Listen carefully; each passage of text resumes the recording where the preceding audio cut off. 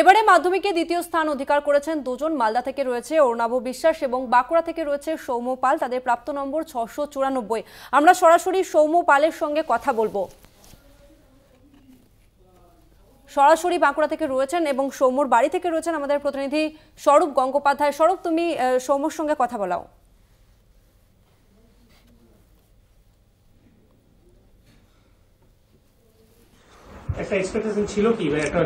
হ্যাঁ, 1 থেকে 10-এর মধ্যে থাকার আশা ছিল, তবে দিতে হবে আশা করিনি।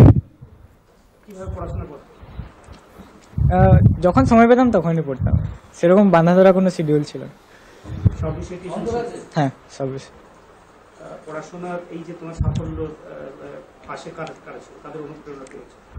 আমার মা বাবা, টিচাররা, আমার দিদি, তারপর বন্ধু বান্ধবরা খুব মোটিভেট করেছে আমাকে সবসময়।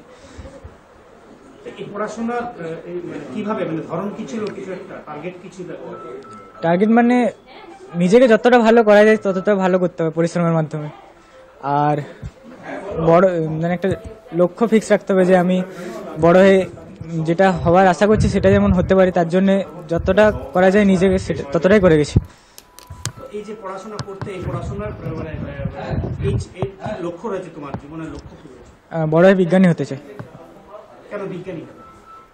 ভালো লাগে ছোট থেকে, নতুন জিনিস মজা লাগে। ক্লাস 5 থেকেই বলতাম বিজ্ঞানী। যারা মাধ্যমিক দেবে তাদের মানে এই সাফল্যের জন্য মানে কি কি প্রয়োজন, তাদের কি গাইড করছে? হ্যাঁ, প্রচুর মানে পরিশ্রমটা একটু বাড়াতে হবে, আর টিচাররা যেগুলো বলে গেছেন শুধু সেগুলো করে গেলেই হবে। মাধ্যমিকে আর টেক্সট বইটাকে খুঁটিয়ে পড়তে হবে, আর আর প্রচুর কোশ্চেন সলভ করতে হবে, তাহলেই হবে।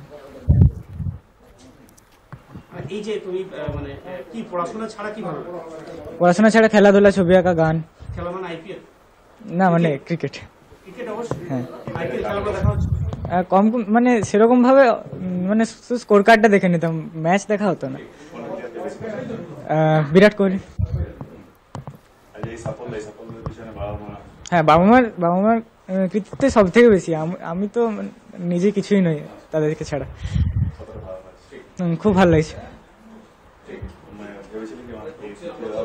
না, এটা তো আশা করিনি। এখনো সেরকম কিছু ঠিক করিনি, তবে এক্সপেকটেশন ছিল তুমি 1 থেকে 10-এর মধ্যে র‍্যাঙ্ক করবে এবং সেকেন্ড হয়েছো, তাহলে একটা তো মানে হবেই তো, পার্টি তো একটা নিশ্চয় হবে, প্ল্যানিং তো একটা নিশ্চয় হয়েছে। সেরকম কিছু প্ল্যানিং এখনো হয়নি। এখন স্কুল যাবো, মার্কশিট আনতে, তারপর দেখা যাক কি হয়। হ্যাঁ, বন্ধুদের সাথে, হ্যাঁ সে তো হবে। হ্যাঁ, অবশ্যই। শুভেচ্ছা আসছে। হ্যাঁ হ্যাঁ, সবাই শুভেচ্ছা জানাচ্ছে। মন্দিরনগরী বিষ্ণুপুর থেকে এত ভালো রেজাল্ট করার পর মানে তোমার মানুষের, হ্যাঁ, নিজের এলাকাকে সারা রাজ্যের সামনে তুলে ধরতে পেরেছি, এটাই ভালো লাগছে আর কি। নিজের একটা খ্যাতি আছেই, হ্যাঁ, বিশ্বজুড়ে খ্যাতি আছে, সেখান থেকে তুমি এত বড় একটা সাফল্য করেছো দীর্ঘ অনেক বছর পর। এটা কি একটা আলাদা অনুভূতি? হ্যাঁ, অবশ্যই।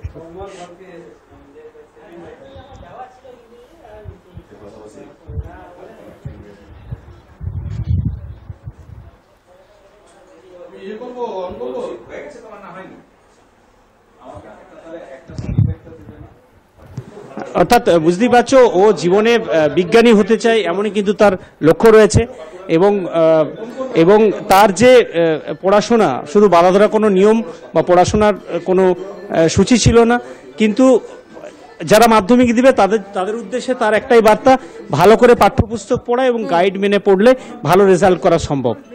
ধন্যবাদ তোমাকে স্বরূপ।